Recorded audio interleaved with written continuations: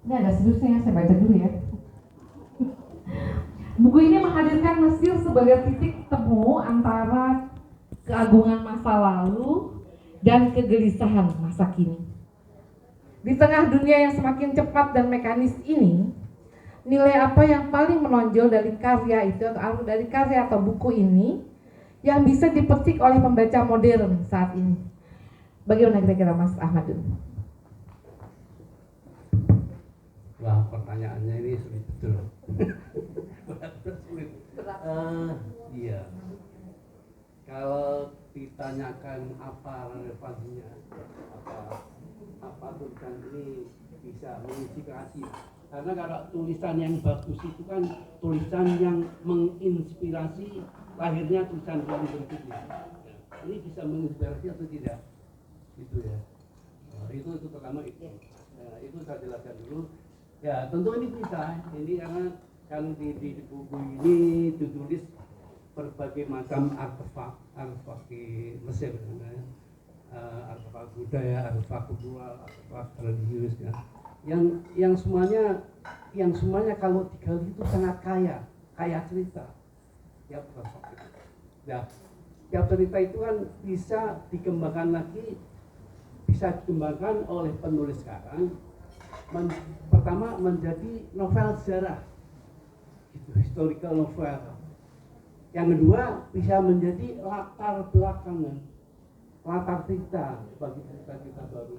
Ya, sejarah itu saya kebetulan pernah ke sana dan pernah masuk ke piramid, masuk ke dalam. jadi misalnya berkaitan dengan piramid ya. Kita bisa tahu bahwa Fir'aun yang membuat piramid itu memang luar biasa sombongnya. Sudah mati aja, yang berziarah itu harus jongkok sampai ke makamnya. Jadi kita dari pintu luar itu harus jongkok, terus jongkok berapa meter jauh sekali. Itu sampai ke makamnya. Dan di makamnya itulah kita baru bisa berdiri. Bayangkan ya, itu kan seperti saya ingat di Jawa ya, kalau ketemu raja atau sultan itu kan jongkok dulu. Kita jongkok terus ya, karena Fir'aun sudah meninggal ya, itu berdiri sana. Dan setelah kita berdiri, kita bebas melakukan sebatas aturan yang berlaku. Misalnya boleh tidur di makam Fir'aun.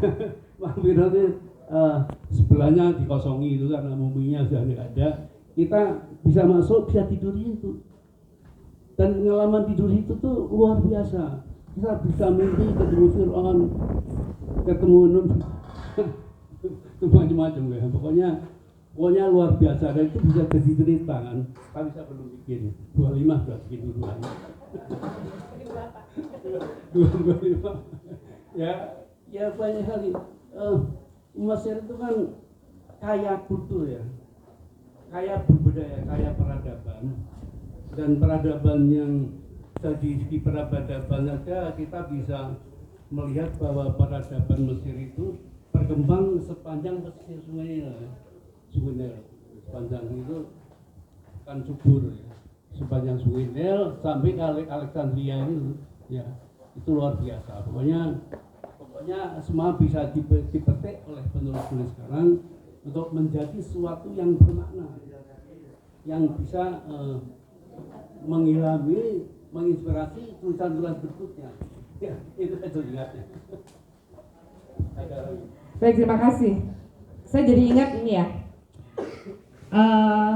Saya ingat ada pepatah bilang, ini kalau nggak salah tulisannya Mas Sofyan RHZ, tapi ternyata beliau tidak hadir. Sofyan RHZ pernah bilang di bukunya Kangen Nabi, itu dia bilang ada yang paling panjang di dunia ini, lebih panjang dari rindu, yaitu Sungai Nil. Tepuk tangan buat Sofyan yang nggak hadir hari ini. Baik, terima kasih banyak Mas Jara. Mudah-mudahan nanti saya juga bisa dieditorin. Terima kasih Mas Ahmadun. Terima kasih Bu Halimah sudah menginspirasi kita semua. Semoga berikutnya kita semua bisa menulis puisi atau menulis seperti Ibu. Ya, amin ya robbal alamin. mudah-mudahan dimudahkan. Tidak ada kain, tidak ada apa yang tidak retak tuh, gading tidak retak. Mohon maaf atas semua kesalahan. Ini belum mengucapkan selamat. Oh iya, oh ya betul. Terbitnya Mesir Love Story Halimah Munawir ini. Ya, selamat atas terbitnya buku ini. Ya, selamat. Oh judulnya keren. Oh ya sebelum ditutup sih katanya Mas Ahmadun mau bicara ya sedikit. Oh ya ada sepatah dua patah kata. Oke baik. Ya karena waktunya nggak ada, saya langsung simpulan. Oh iya. Jadi dengan membaca buku Halimah ini, saya menjadi yakin ya bahwa Bu Halimah ini memang penulis yang multitalenta. Ya, pertama beliau kan dulu jurnalis ya, tentu berbakat buat jurnalis. Ini kan kerjaan jurnalis, mencatat ya, mencatat kemudian ditulis itu jadi jurnalis. Bagus ini. Memang kalau kita lihat bahasa Bu Halimah baik di novel maupun di puisi, itu pengaruh pengalaman jurnalistiknya itu kuat sekali. Ya, itu jadi di puisi-puisinya itu bahasanya itu lugas, langsung. Tapi tetap puitis gitu. yang susah gitu. Langsung lugas tapi tetap puitis. Bagaimana itu? Itu tanya Bu Halimah aja. Gimana bisa puitis?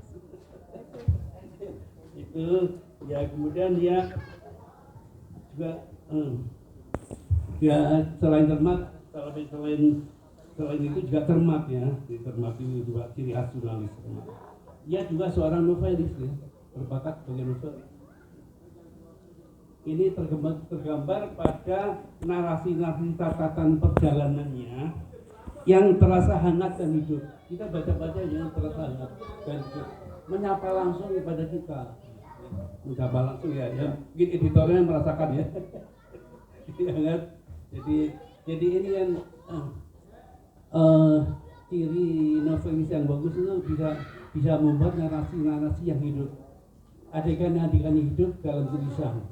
Ya, adegan yang menyentuh perasaan kita langsung ya. Gitu.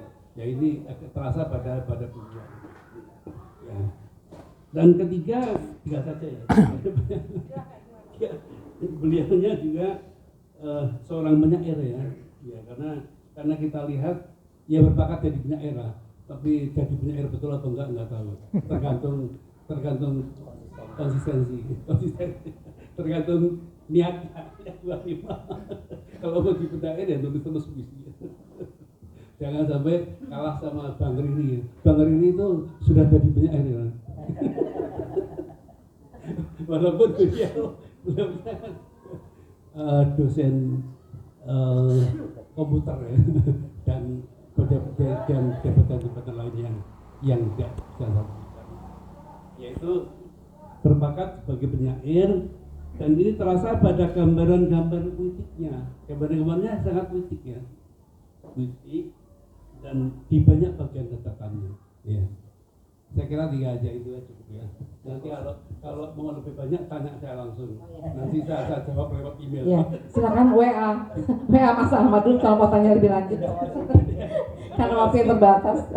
Terus saya dimarahin sama Bu Nuyang itu.